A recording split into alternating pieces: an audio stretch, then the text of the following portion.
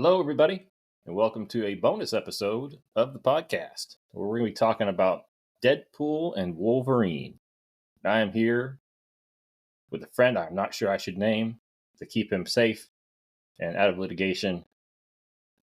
I'm not sure if he's allowed to watch this movie. Did your parents give you permission, Adam? Well, I don't know how many R-rated movies I've seen in theaters. It's not a whole lot. It was never like an outright ban thing, but I'd say usually the only things that were R-rated that I ever really saw in theaters were some kind of either military, historical, or then of course I remember going to see The Passion of the Christ, and that for a long time was the number one highest grossing R-rated movie until I guess this past week. I don't know. We saw Logan. Did it not? I would think with inflation it might have won that battle. I'm not sure. Did we go see it at the same time? Absolutely. Was that 2019? It was in theaters. I can't recall the year it came out. Did we also right, go see a Godzilla movie that same night? One of those MonsterVerse movies? King of the Monsters or something? I thought we did a double feature. I mean, it sounds like something we would do. If the movie was there, we would have watched it. Okay. Then we went to Taco Bell in the middle. Probably regretted it. I don't think it was Taco Bell. I think it was Five Guys. KFC? No. I think it was a burger place. I don't think it was Five Guys. I thought we were on a different side of town then, because I thought we were at the Blankenbaker Louisville Theater, which is where I saw Deadpool Wolverine, Blankenbaker. For a 5-year period there, you were probably the only person that went to see comic book-ish movies with me. And they kind of run together when it's been 10 years since then. Or maybe it was Hurstbourne. I don't remember. That would have been I don't know. We saw Logan at Hurstbourne. Okay. Yeah. So everyone that doesn't live in Louisville is like, what are they talking about? Yeah, they learning culture. Yeah. All right, so Deadpool and Wolverine. I like it. Wolverine and Deadpool. It really was more Wolverine and Deadpool. Have you seen the ketchup and mustard promos at Kroger? They have a little sticker. I guess it's the Heinz company. Maybe. I don't know if I saw it at the store. I thought I saw a print ad or something. I saw it on I've seen quite a bit of advertising for this movie. Yeah, I saw it Saturday, ketchup and mustard section. I did see pickle-flavored ketchup last time I was at the store. I'd try that. I'm not big on pickles.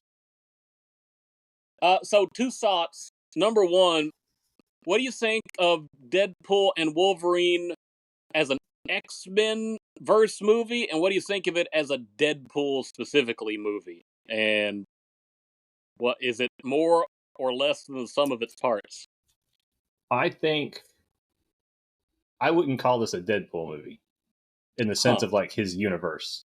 Like you have the cameo of his people, Vanessa, at the beginning and the end, but it's really him escaping his universe and going and hanging out with the X-Men universe for about an hour and a half. And or the MCU universe. Or the MCU universe. I should say the Fox universe. Yeah. The Purgatory. It's the Fox Purgatory. Yeah. Something like that. And yeah, I would call this more of you could make this Logan 2 if you wanted to. Not really, because it's not the same Wolverine, but it's really. But it advances. I was surprised. It's more of a Logan sequel than it is a Deadpool sequel, in my opinion. I think you're correct, even though, as I recall,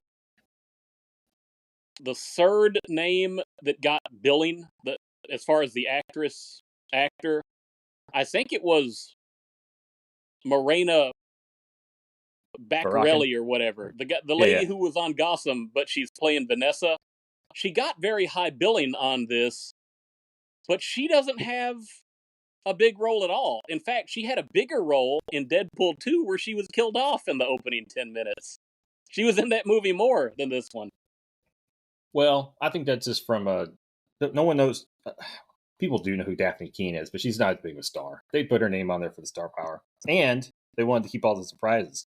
You're right. So a lot of the actors and actresses that had more consequential role in this movie, they were trying to hide them until release date. And yes, and all of those Fox legacy and yeah. Well, also I think based off some of the interviews that Jackman and Reynolds did, they were talking about how they were going to respect the events of Logan and they weren't going to undo the film.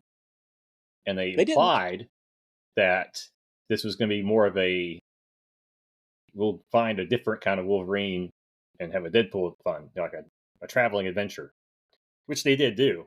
Yeah, but they don't left undo out the story.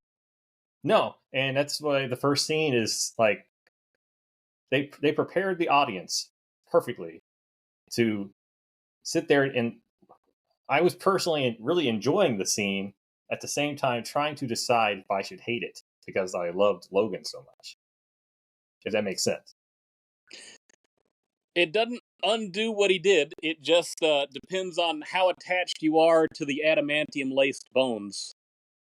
Well, to use a phrase that doesn't quite apply, but does in some ways, it almost felt like, okay, are they pissing on the grave here? Not literally. Not literally. And you're trying to decide if figuratively this is what they're doing, and they're not. But they're not trying to, but they're pushing the limit. I was curious that Deadpool was able to just snap off the adamantium bones one by one.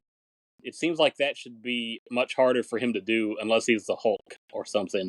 Well, I'm not really sure what's holding the bones together since there's no muscle. All right. I mean, it's just a ball joint. Sure.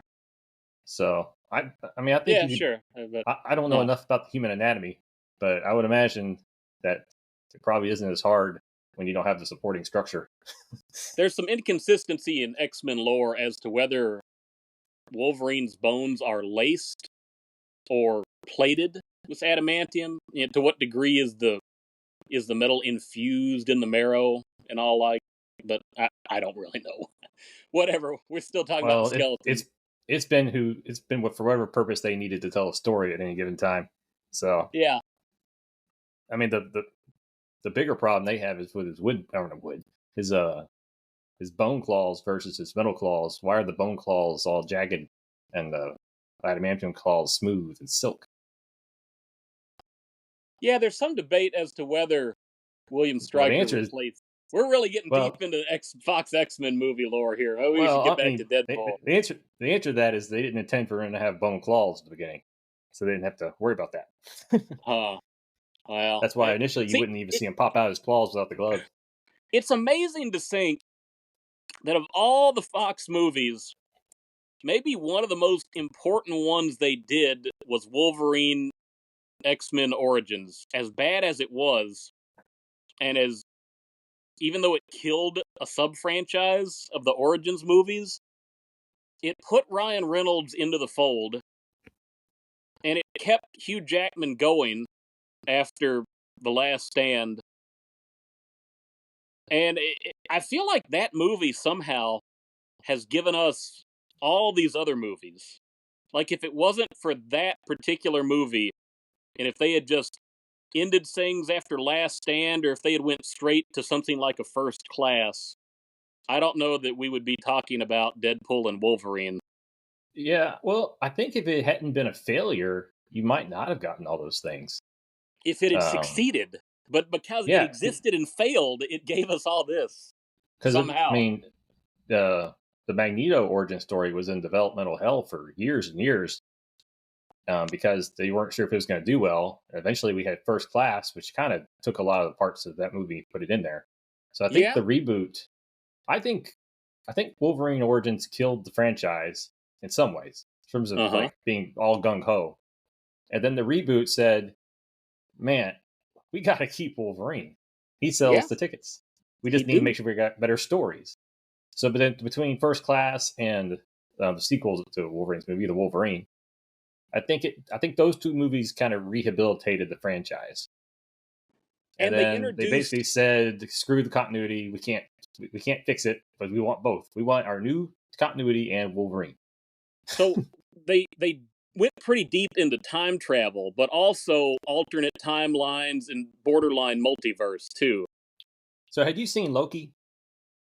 Not one episode. I know it's connected to this movie, but haven't bothered. This movie would make a lot more sense to you if you saw it. I also recommend the show because it's really good. It is by far the best thing they've put on Disney Plus. I might as well It's get my really money out of that Disney Plus if subscription that was forced on me by my cable company. Maybe that's the first one I should go if to. you liked the Loki and the Thor movies, or the characters, I should say, then you'll really enjoy the TV show. It'd be worth watching. I know the TVA, right? The Tennessee Valley Yes. Authority. Or the Time What's it Variance called? Authority. What's Time it called Variance now? Authority. Oh, and that was introduced in Loki, right? Yes.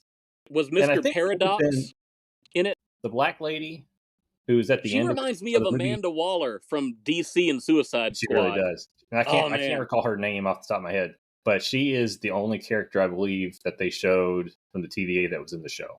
I believe Okay. all the other ones were original. So I like the idea that when a movie franchise dies, you have this sort of purgatorial void that certain characters get sucked into. I feel like that's pretty meta, but it does sort of explain how things work in Yeah, media. their purgatory reminds me of not so much today, but we'll say 10, 15 years ago. And you had these old TV series that you watched as a kid, or maybe a movie that's just no longer in print. And you had no good way of watching these things. eBay was in its infancy, so you might be able to find some kind of bootleg compilation where they burned their VHS tapes to a DVD. Yeah. Because otherwise, you got like 47 VHS tapes for 100 episodes. I mean, it's like kind of crazy. Rough. I mean, because back in the day, instead of releasing a series, you would have maybe a VHS tape with 1 or 2 episodes on it. Not necessarily consecutive either. Just randomly pick 2 episodes. And it would be, but with 24 episodes a season and $15 a VHS tape, somehow inflation has more not like $30 a VHS tape, man. Those things are expensive. Well, but I think by the time I'm the age I'm talking about, I was a kid, they were. But anyways, you just had no access to these characters, these stories anymore. So it kind of felt like they were in purgatory. And I think the paradox, or not the paradox, but where are we at? What do they call that place? The Void. TVA? Yeah. No, the Void? The Void. Oh, okay. Yeah, is like the place that they all go until they get relicensed. Yeah. Fair enough. So were there any cameos that you wished you had in the movie that you didn't get? The fact that they mentioned Punisher and then Deadpool acknowledges there's been like 5 of them, but we didn't actually get one of them, it felt like a missed opportunity. I have read rumors as well. There were discussions to bring back Nicolas Cage as Ghost Rider. Could have been very fun to at least have him in there. The one I missed was Dolph's Punisher. And he really likes the character, too. He's got almost like the Wesley Snipes Blade kind of connection, where I don't know that he actually knows anything about the comics, but he liked the idea of the character. And considering all his scenes that got deleted from Aquaman 2, it's like Marvel should just swoop in and gobble him up like the entity. Oh, it would have been great. And he's old at this point. So there is the problem that these other characters were more or less presented as they were. So you have to explain why he's old. But he's in shape. I mean, you can't. So I mean, I don't know. Do the de-aging to him. They did it with Nick Fury. So the other one that I missed, that wish they had done in this movie, was the original Deadpool from Wolverine Origins as being one of the variant Deadpools at the end. Some people have theorized that Headpool, the disembodied variant, may be a nod to Origins Wolverine. I thought that was supposed to be a zombie one. It is more directly, but you never know. It could be a double reference. So let's go down some of these guest characters and get your thoughts on these. How about the motivational speech of Happy? Every movie he's in is just better for him being in it. I'll never not think of Rudy when I see him in a movie. It's funny, but that was the first movie I ever remember seeing Jon Favreau in. And I dread the idea of having to pronunciate his last name. It's a bit ironic because I feel like him and Wade Wilson are the same character, just without all the flamboyance. He really wanted to be part of something, and eventually he ended up running the Stark Empire and being the Avengers' go-to guy. Yeah. He almost got to be Uncle Ben. I don't remember that. He liked Spider-Man's mom. Oh, yeah, He would have that was been the creepy, replacement wasn't it? then, not the That was original. But creepy. yeah. He's my new Ben. Ugh. All right, Now going down the list. he doesn't go even ahead. currently remember who Peter Parker is, right? Because of the wish he made on the Doctor Strange. You're right. And that would be curious. I wonder if he remembers May. That's a good question. And her whatever kid. All right, moving down the list because there's a lot of them. Henry Cavill as the Cavalrine. That's kind of dumb to me. It was well. It's Deadpool. It's absurd in the first place. No, but I just thought it was the most wasted moment of that sequence. I guess some people were really into it, but The big one, Christopher Evans as a Human Torch. that's probably the best one. In fact, that one was spoiled for me before I saw it, even though I wasn't actively seeking out spoilers. That one was the first to come out after it had been in theaters a week. And I guess, as I read online, that was the original vision for Deadpool 2 when Tim Miller was still the director. They wanted to bring in the Fox Fantastic Four, and most of them would probably die off in that X-Force scene. Okay. But now they finally got Chris Evans in there. So that was, to me, that was the best. It was. And I saw those movies, but it's been a long time, and I never watched them again because they weren't very good. No. And I can't really recall if the personality is the same. Obviously, the language isn't, but I just couldn't remember if it's actually true to the personality or if it's as true to. Chris Evans likes to play that type of character in movies. He does like it, and I remember you saying once, who would have thought such a terrible Human Torch could make such a great Captain America? But I guess that goes to show the advantage of Evans restraining himself a little bit to play Captain America, which is probably a little bit against what he would normally do. Whereas maybe Johnny Storm is a little bit more natural for him. But yeah, people love his Steve Rogers. But I think I was not shedding any tears when he when he dropped like a sack of sand. No, I thought that was a perfect way for him to go. I thought he would come back in the post-credit scenes. I'm a little bit glad he didn't, but I thought the post-credit scenes were probably going to tease the next Fantastic Four movie. Yeah, I'm a little surprised they didn't, actually. I'm surprised more characters didn't die, honestly, because this really did feel to me like they're paying tribute to the Fox Marvel Universe and recognizing it's not realistic to bring any of these characters into the MCU because the multiverse hasn't really gone that well. Sure. You might pick one person. Like, if you wanted to bring Chris Evans over to be the new Human Torch, you could pull that off. It'd be weird. They're going to try to do it with Robert Downey Jr. We'll see how that works. Oh, man. I trust Robert Downey Jr. Aren't they? I heard today they were working that into the Marvel comics somehow. I don't. Well, for a short period of time, Doom became Iron Man. I don't know that you could do that the other way around. Was he the superior Iron Man? I forget what they called him, but Tony was in a coma, so he was turning over a new leaf. He was a true hero for a while. I don't know what he is right now. Okay. I really don't read the new stuff. I just pick up key graphic novels. All right, Tyler Mane as Sabretooth.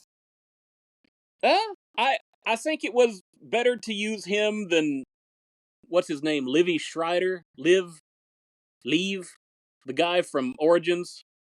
Yeah, I thought that was a better choice, even though it's not like Mane had a lot to do. He was just there to roar and get killed. I thought that was great. Yeah, the roar's better, and for a quick kill, probably an easier mask to make for a prop. Yeah. Jennifer Garner as Elektra, and I never saw that movie, by the way. I think I borrowed it from let you borrow like 6 that months. You did, and I never watched it. I gave it back. It ain't a great movie, Elektra. But no Daredevil reference. I mean, there was, but not really the kind you'd think. Apparently, he got killed off in the void. Daredevil did. That would have been a fun little cameo. Because I I never saw guess that movie either. But they had the breakup, right, in real life, Ben Affleck and Jennifer yeah, Garner. So yeah. that would have been interesting. I thought Some she was people an say interesting character. Some people say she was wearing his belt, even though it's a little bit different. There's a style going on. I don't know. Man, Wesley Snipes' Blade. I regretfully say I have not seen those, by the way. Those me aren't on neither. my list I want to see. I know for a lot of people he's the original GOAT of the superhero movie, even though I know people hated Blade Trinity. But no, it was nice. I disagree with him on when he says there's only been one Blade. There have been at least 2 in live action. Probably about to be 3, but Who is the second one? they did that TV show, right? Netflix or something? I don't remember what channel is on, but they did a Blade There's no TV Blade. show. There was no Blade. Not on Netflix. Maybe it's Sci-Fi Channel, MTV or something. We'll have to use the Google machine later. But I thought that reference. I thought that was a reference to the developmental purgatory that the new movie has been in and kind of stalled production. It's like there will never be another Blade. Yeah, Deadpool acknowledged the camera. I just couldn't quite read his eyes as to whether he was saying, "Oh, that's so cool," or whether he was saying, "If only he knew." Yeah, I think it was more of a "if only he knew." But I was surprised by his personality, the way he portrayed the character. I've never really even read a Blade comic, but I would have taken that as a more serious kind of movie. Apparently, he set a Guinness World Record for Marvel characters' longest years between parts or longest span. He overtook Hugh Jackman. If they'd put Dolph Lundgren in, he could have beat him out. Oh, he would have beat him. That may be live action, but Lou Ferrigno has had big gaps between voicing over the Hulk in various times. But, yeah. Channing Tatum is Gambit. I thought he was right for the part that they wrote for him. I did not have that on my bingo card, seeing that cameo in this movie. And I walked away questioning whether or not the movie could work. And at the same time thinking they weren't trying to make this work. They wanted him to be comic book accurate and ridiculous. So yep, they'd have to tone him down a little bit in a real movie. And that is one character, not that version of it the way he looks, but I could see Marvel if the X-Men ever get formally introduced, doing something with Tatum. Though he seems kind of large for the role. I never always thought his game is like a slimmer guy. I believe he put on weight over the last few years. Now, granted, I have not seen many Channing Tatum movies. I ain't into that Magic Mike stuff. So I can't tell you how he really would have looked a few years ago, but I don't think he got in any particular shape for this role as far as slimming down.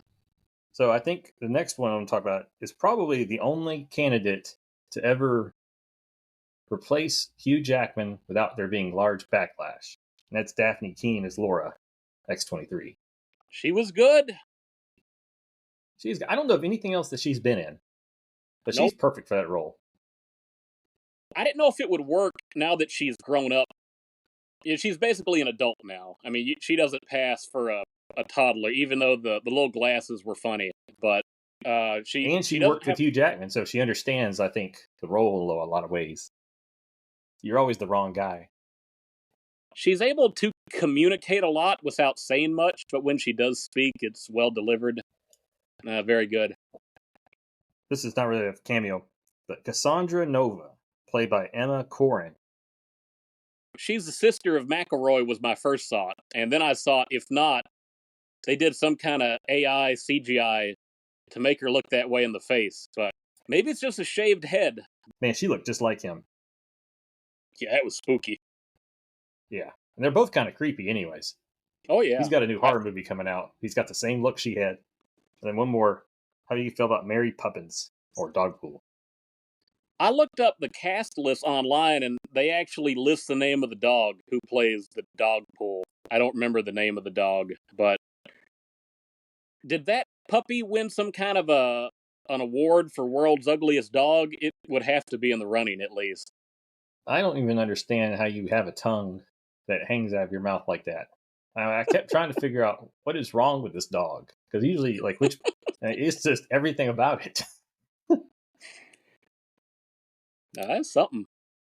It would be hard if they ever have to make a sequel and they want to bring Dogpool back, and maybe the dog is too old to perform or it's dead, because they're going to have to find something that looks just like Dogpool.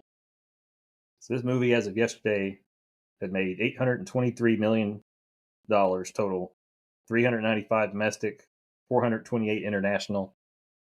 Critics are kind of don't like it, like more of a but the audience on CineScore is a 96% positive. So the fans like the movie. It probably is the best movie I've seen in a theater this year, even though it's not that I naturally gravitate to that kind of hardcore humor, but I saw Inside Out 2, that was pretty good. I did see the black and white version of Godzilla -1 at the beginning of the year. Yeah, I want to see a comparison of audiences for Inside Out 2 and Deadpool and Wolverine. Well, made enough money and probably a lot of crossover. Probably. Disney's behind both of them. So what I'm afraid of is this movie's made so much money, Disney is not going to let this be its own thing. And I'm afraid they're going to want to make this the new standard going forward. Like, they really want to buy into the hype of Deadpool as the Marvel Jesus. And I just feel like it is better for Deadpool movies. They can reference everything they want to, but they need to be in their own little corner to really be effective. I can't imagine trying to work him into an Avengers movie in a very notable part and it working. No, I don't think it would. I think despite all the things that they've done to themselves in the past few years, I think they understand that. And I think that's why the comics have never really incorporated either him or She-Hulk, for that matter, into the broader scope of things. Because when you're breaking the fourth wall, right, you can't put that back in the box. That's true. And it works too because even in Deadpool's own universe, he's the only one that does it. And most of the people just sort of tolerate him because they're his friends or whatever. But he's the only one who knows he's in a movie. Yeah, so I will say I think you can do team ups, like you said, but they need to be kind of like never referenced again. Kind of like a World's Finest, Brave and the Bold type of stuff, Deadpool and whatever. Yeah, or if they ever did the equivalent of, like I think they did more than just Wolverine, but like the Old Man Logan comic book series, like you could do something like that, some apocalyptic future that may or may not be true, and some of the what if stories, you could probably plop them down in there and see what happens. Oh, like yeah. When Punisher becomes the Ghost Rider, if you ever wanted to have a little Elseworld kind of story with that. Disney Plus show might be intriguing for Deadpool. I hope that they keep Daphne and Hugh Jackman, and just have your young lady Wolverine and your old Logan. The comics did it for quite a while, having those two characters, and it worked. And no one wants to see a new Wolverine. Yeah. Unless he's a short version. We want to see the short version tried in earnest. All right. So, wrapping up our bonus episode, the variant Wolverines. I thought it was a great scene. I like the Hulk. I like Patch. Yeah. That was nice. I wish we got a gray Hulk there. I don't think we did we? No, that was green, and it seemed to have Ruffalo face. Yeah, but I Patch, feel like they kind of should have had a gray Hulk. He should have gone to the X-Men '97 universe just for one. Maybe you could have seen Gambit die. Yeah, there you go. It's a little unclear whether or not they all died at the end. I mean, Laura's got the healing factor, so she would have an out. I think they want us to believe that Elektra, Blade, and Gambit died, but I don't know. They had a line of dialogue about Deadpool asking the TVA Amanda Waller to try to bring them all back since it wouldn't undo anybody's history, but they just helped save the multiverse. Yeah. Did they make that clear what the answer was for that part? It just seemed like Amanda Waller nodded as if it was like, I'll see what I can do. And then you see Laura, but you don't see the other characters. Gotcha. How many Mary Poppins out of 5 would you give the movie? I'm going to use a different grading scale. I'm going to use 3 Deadpools and 3 Wolverines. And I'm going to give it 3 of 3 Deadpools and 3 of 3 Wolverines. Because I feel like it was the best this movie could have been for what it was. Okay. maybe you can give it 2 of 3 Deadpools if you take your critique about not really pushing any of the characters in his own story any farther. But I think Ryan Reynolds really loves Hugh Jackman and his Wolverine, and he wanted to. This movie is basically a love story to that character. Oh yeah, and I think he wanted all the absurdity in it, but he didn't want to twist that what his goal was. And the last scene where they save their universe is really good. So I think if he had pushed the Deadpool character too much more and made it more about him, it would have detracted from the movie, because this is really a movie about a variant Wolverine finding himself, coming to peace. I gotta defend him a little bit. And Deadpool fulfills his wish of when he becomes something important by helping Wolverine do that. I was a little disappointed in the tragic backstory for this version of Wolverine, because it sounds like he was just out at the bar when the X-Mansion got destroyed by humans and Sentinels, and I question whether a present Wolverine would have been able to prevent that from happening, even if he himself could have survived it. If it's going to kill all the other X-Men, I don't know that he makes that much of a difference in that outcome. I don't know. He saved every X-Men movie he's been in some ways, so I don't know. Okay. I don't know. I hear what you're saying. I think if they had made him too bad of a person, it would have been hard to root for him. You have to do something where he screwed up, but you don't want to call him a villain. And I think that's a fine line there. Sure. So I'll give the movie, I'll give it 3 Deadpools and 3 Wolvies. I'm good with that. All right, well, that was Wolverine and Deadpool, or Deadpool and Wolverine. Originally called Deadpool and His Friends, I believe, and no one liked it, so they changed it. And probably going to be the biggest box office movie this year. So, I got one final thought on it. Yeah. If Deadpool visited a Comic-Con where Reb Brown was signing prints for $50, Deadpool would instead ask him to do a sketch of him for $150. That's all. If anyone had ever seen those 2 movies, that would have been a great scene to put in this movie. But no one would have got that reference. Like, I want you to paint me like your French boys or something. I think there's like there's like 100 people on the planet that have probably seen that movie that's alive. Oh, goodness. All right. Well, that was Deadpool and Wolverine. Thanks, everybody. You gonna say bye? Yeah, I already did. Oh, missed that.